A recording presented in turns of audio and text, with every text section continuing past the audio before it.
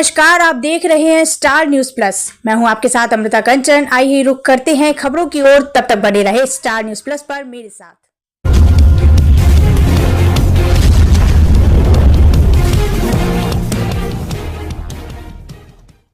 पूरे विश्व में प्रसिद्ध श्री पीताम्बरा माई, जिनका दूसरा नाम बगलामुखी भी है, के मंदिर पहुंचने के लिए आपको मध्य प्रदेश में दतिया नाम के शहर पहुंचना होगा, जहां सामने से जाते हुए ऑटो आपसे मांगेंगे 15 से 20 रुपए, पर 10 रुपए एक सवारी में राजी होकर आपको बड़े प्यार से सीधा माता के मंदिर पीताम्बरा पीठ पर पहुंचा देंगे।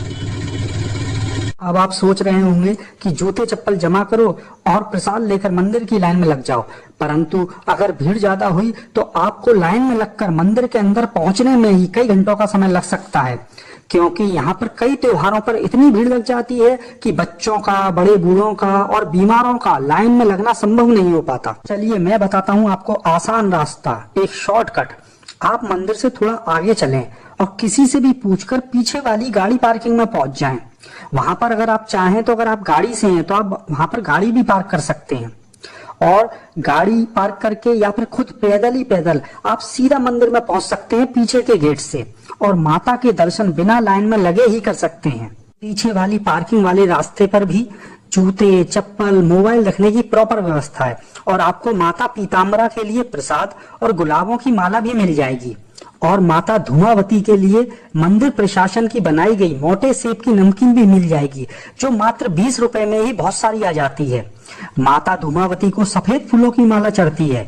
कोशिश करें कि जब माता धूमावती की आरती होने वाली हो उससे 20 मिनट पहले पहुंचकर आप आगे खड़े हो जाएं, तो मंदिर के पुजारी आपसे सफेद फूलों की माला लेकर धूमावती माई को चढ़ा देंगे, जिससे आपको आत्मिक शांति का अनुभव होगा। माता पीताम्बरा के दर्शन करने के बाद मैया के सामने जरूर बैठें। मैया अपने बच्चों की, अपने भक्तों की सारी समस्याएं स्वयं ही समझ जाती हैं। आप कुछ कहें या ना कहें, मैया आपकी सारी समस्याएं स्वयं जानकर उनका निवारण कर देंगी। माता पीताम्बरा की भक्ति की शक्ति के प्रमाण सुनकर आपको विश्वास भी नहीं होगा जो मैं आपको बताने जा रहा हूँ। त्रेता युग में जब हनुमान जी ने सीता की खोज में रावण की लंका में घुसकर पूरी अशोक वाटिका को ध्वस्त कर दिया था एवं रावण की बहुत बड़ी सेना का अकेले विनाश कर दिया, तब रावण के सबसे बड़े पुत्र इंद्रजीत मेघनाथ ने इन्हीं माता पीताम्बरा की स्तंभन शक्ति का प्रयोग करके रुद्र अवतार हनुमान जी तक के अतुलनीय बल और वेग को भान दिया था एवं उन्हें बंदी बनाने में सफलता हासिल की थी। पीताम्बरा मैया की उत्पत्ति कैसे हुई, चलिए अब यह जानते हैं।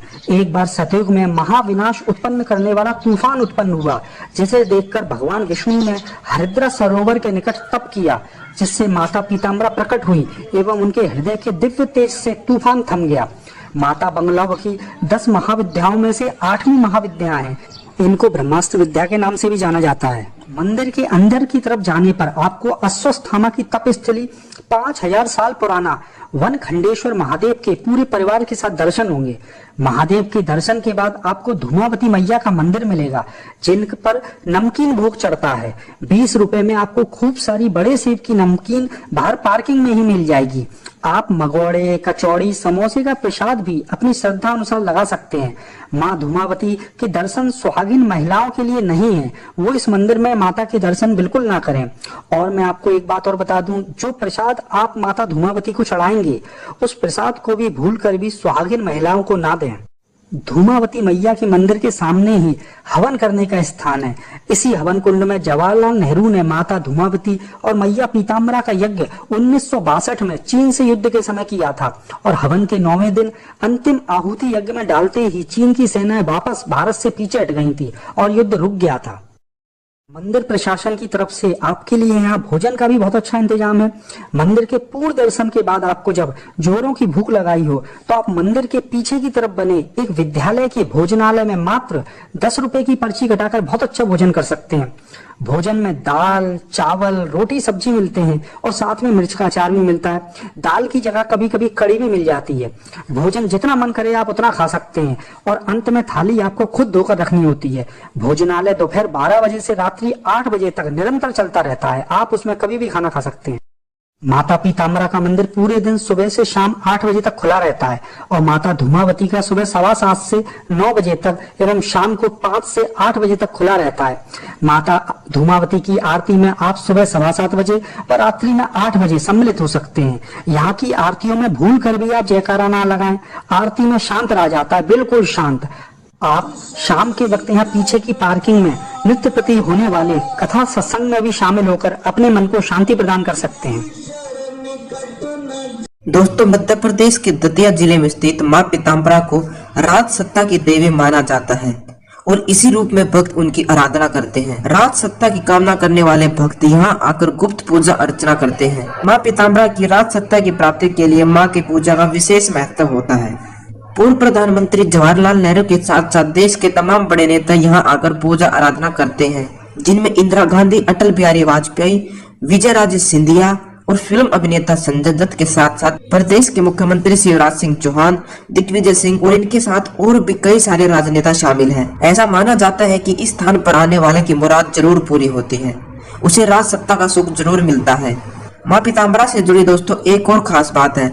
कहा जाता है कि माँ पीताम्बरा देवी अपना दिन में 3 बार रूप बदलती है। प्रातःकाल, दोपहर और शाम के समय भक्तों को इनके अलग अलग रूप के दर्शन होते हैं। लेकिन माता के रूप बदलने का रहस्य दोस्तों अभी तक कोई सुलझा नहीं पाया है। भक्त इसे चमत्कार ही मानते हैं। मां पीताम्बरा मंदिर में दोस्तों यज्ञ का भी काफी महत्व है। जब भारत और चीन का युद्ध 1962 में प्रारंभ हुआ था, तब स्वामी जी ने फौजी अधिकारियों व तत्कालीन प्रधानमंत्री जवाहरलाल नेहरू के अनुरोध पर देश की रक्षा के लिए मां बगलामुखी की प्रेरणा से 51 कुंडिया महायज्ञ कराया था और जिसके परिणाम स्वरूप 11वें दिन अंतिम आहुति के साथ ही चीन ने अपनी सेनाएं वापस बुला ली थी। उस समय यज्ञ के लिए बनाई गई यज्ञशाला आज भी दोस्तों मंदिर में मौजूद है और वहां पर पट्टिका पर इस घटना का पूरा उल्लेख भी किया गया है। फिर उसके बाद 2000 में कारगिल में भारत पाकिस्तान के बीच पुनः युद्ध हुआ था। उस दौरान भी दोस्तों कुछ विशिष्ट साधकों ने मां बगलामुखी की गुप्त रूप से पुनः साधना की थी।